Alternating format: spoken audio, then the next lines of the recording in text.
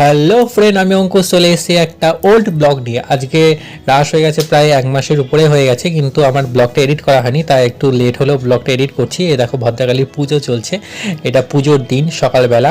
কত নৈবেদ্য সাজিয়েছে দেখো ভদ্রকালীর সামনে।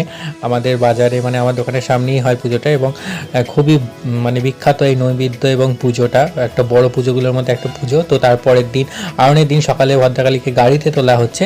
তো গাড়িতে তোলা দেখতে পাচ্ছ রাস্তা ভাঙতে হচ্ছে, এমন পরিস্থিতি হয়ে গেছিলো। তো যাই হোক, তারপর আমরা আরনে বেরিয়ে গেলাম।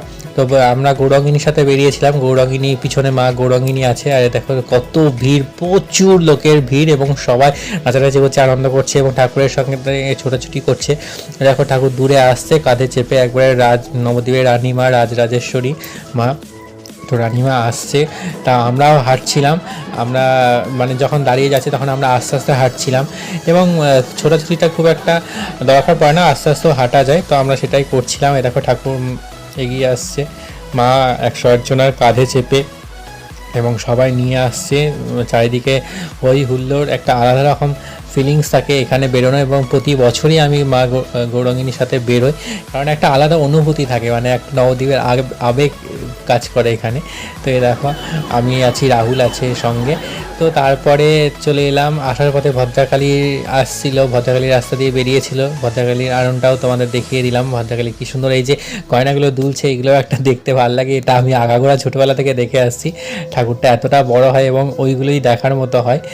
ঠাকুরের গয়নাগুলো সবই রূপোর আছে, এবং এবারে মুখটা একটু অন্যরকম করে ফেলেছে, মেবি পাল চেঞ্জ করেছিল। কিন্তু প্রতি বছর ঠাকুরের মুখ খুবই সুন্দর হয়, এবং ভদ্রকালী দেখার জন্য প্রচুর ভিড় হয়। রাতের দিকে এতটাই ভিড় হয় ওখানে, মানে প্রচুর জ্যাম লেগে যায়, এরকম অবস্থা হয়ে যায়।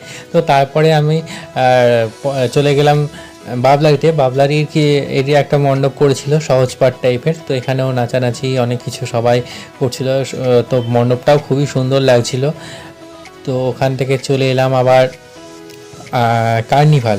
ঠিক আছে, কার্নিভালের দিন এই শিবটা বেরিয়েছিল, দেখছো কত বড় শিব, এবং মহিরাবণ বধ, তারপরে ছিল মহিষমর্দিনী, এবং এইসব জিমনাস্টিক দেখাচ্ছিল, বিভিন্ন রকমের জিমনাস্টিকের খেলা টেলা দেখাচ্ছিল।